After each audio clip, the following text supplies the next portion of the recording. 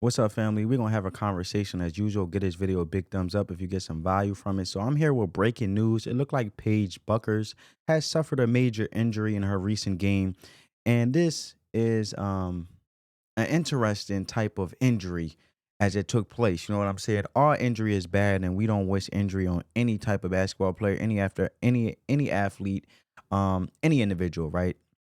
But I'm here to tell you, man, this one was definitely a astonishing incident, right? So, as you guys see in the article, as we read, UConn's Geno Auriemma gives optimistic update amid Paige Bucker's knee injury scare.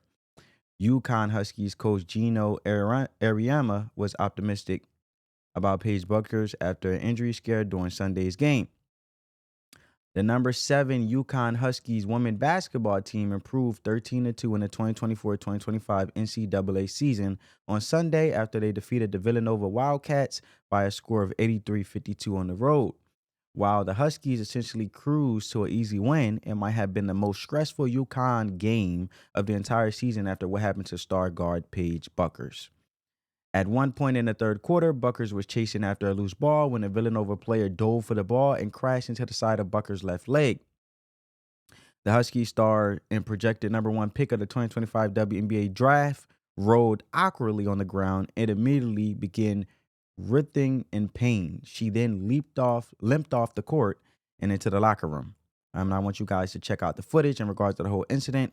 However, I know in basketball, me growing up and playing basketball, we are taught to, I know that she was trying to keep the ball alive, but if push comes to shove, we are taught to basically, dive and sacrifice our bodies to dive on the floor when it's a loose ball, right?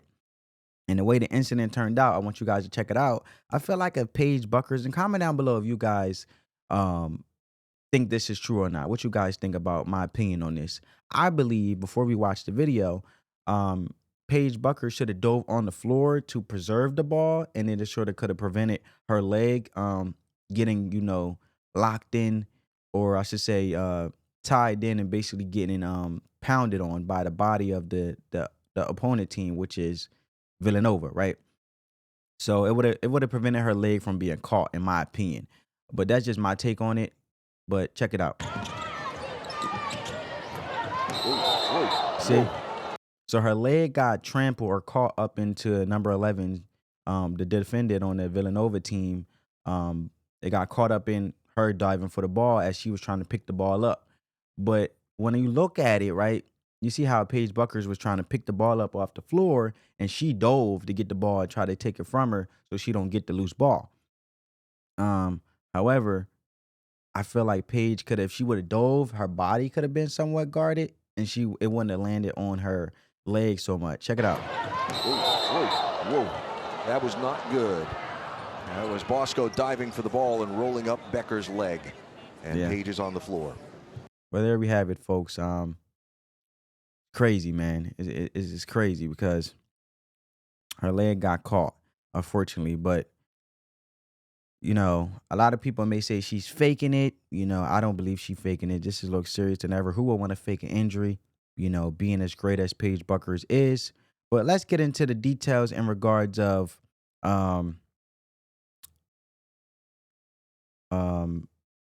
what's his name? Auriemma. You know what I'm saying? The coach. So, however, he had something to say in regards to the matter. Geno Auriemma, I couldn't remember his name at one point, in regards of update on Paige Bucker's leg. Coach, just any update on Paige, what happened with her and where she kind of at? She just had some ice on it right now, and it's like when I said about AZ, when these freaky things that happen when somebody runs into you, and so like when it was with AZ, it's not the worst thing that we can imagine. So that's great news, considering how awkward it was, Well, that was his take on it.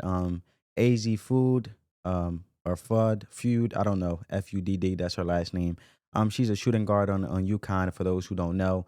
She basically had an extensive knee problems and missed about 2 games last season after tearing her ACL. So that's good. I mean, we all should lift Paige Bueckers up in prayers, most definitely.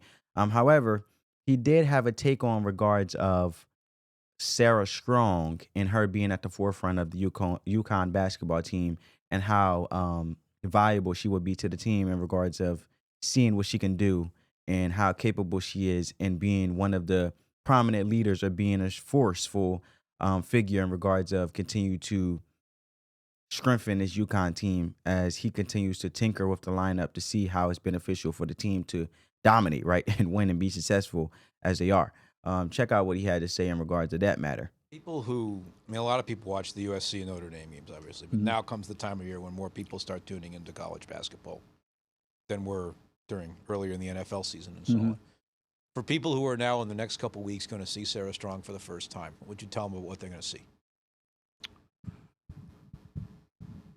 I just am really kind of I marvel at the composure that she has, the way the game plays so slow for her. That usually doesn't come until much later in your career. She's one of those unique players that when people watch her, they're going to realize, wow, she's a pretty good defender. She's got great hands. Man, she can really catch. Boy, she has great feet. She has great instinct. She shoots threes like she's, like a guard that's been shooting them forever. She finishes around the basket. All the things that you need to be a terrific basketball player, she has those. And there are a lot of kids that have those same things, but they don't have the personality and the maturity to bring them all together. Again, that usually comes later in your career. And the fact that she has that, I would like to think that if anything great is going to happen to this team, it's going to be because she's at the forefront of it. Paige isn't going to be able to do it by herself. And having Sarah is going to make Paige better. And Paige makes Sarah better because every time Sarah's open, Paige finds her. So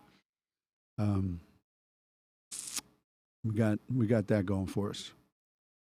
Well, there you have it, folks. And just a recap real quick. As we all know, Paige returned to the bench. She didn't return to the game. And I feel like this is a major situation for UConn as they fight their way towards a national championship.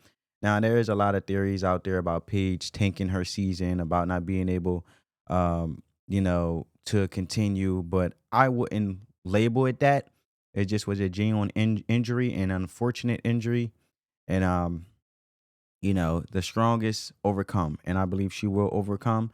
However, Geno Auriemma also talked about the growth of women's basketball in this interview as he talked about the update and talked about Sarah Strong, how she's an attribute in regards of the whole UConn team's women's basketball team success and being mature. So I want you guys to check out him talk about the growth and visibility of women's I mean, a basketball lot of as a people whole. watch the USC and Check out this video. Geno, there's been obviously a huge growth of the sport the last couple of years. It's continuing this year with Paige. Juju's up the road later tonight. People, as John said, are paying attention to women's basketball now more that we're into January, February, getting ready for March Madness. Do you see that this is continuing, this is sustainable, that there are a lot of really good players out there that are getting more attention, more teams that are turning the sport to where you've probably known it should have been for the last 30 years?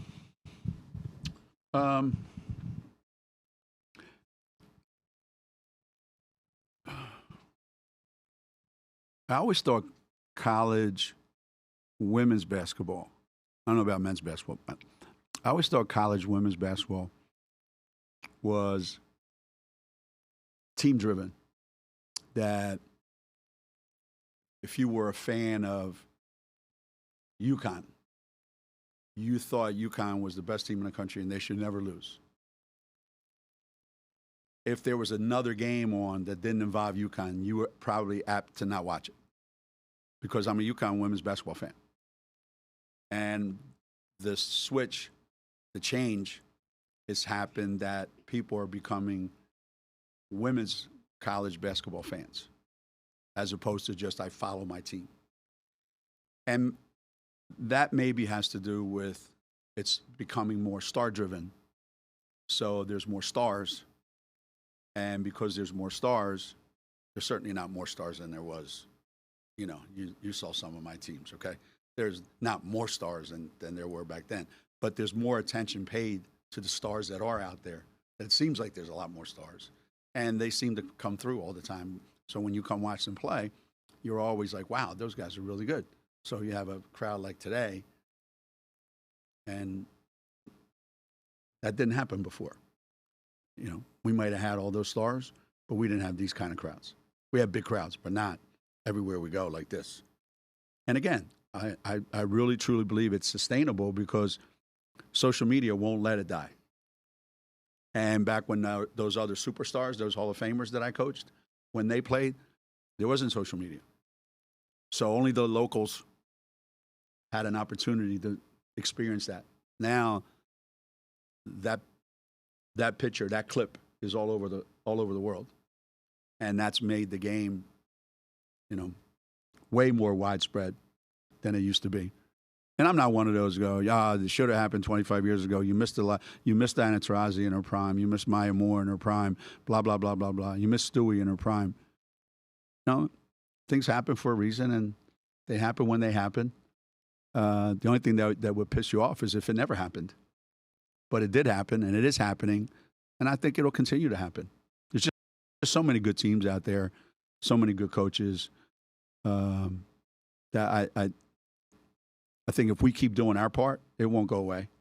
If all of a sudden we start, and the thing that worries me the most is if kids start going and playing for 4 different schools in 4 years, I think people would just say, screw it, I'm not watching anymore. They still want to have that connection to their school, you know, and they want schools to have stars, and they want them to stay, and they want to watch them grow. So I think if it becomes mercenary where you're at a different school every year, I think that might have a big impact, for sure. All right, family. So that was Geno talking about the growth of women's basketball. He emphasized how it's becoming more team-driven, as you guys heard, with more stars and attention than ever before. I did feel like he did throw a little shade, though, saying that it wasn't happening back in the day due to the lack of social media. Now, and I got to say, Geno, let's be real, bro. Don't try to throw shade or downplay or minimize Caitlin Clark's role in growing the sport. Yeah, there were great players like Diana Taurasi and Maya Moore back in the day, but the attention wasn't there as it is now.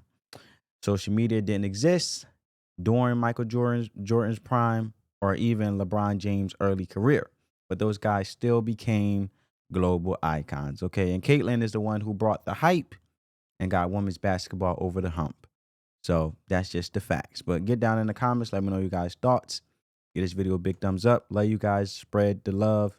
You know, let the love supersede the hate. On that note, family, peace.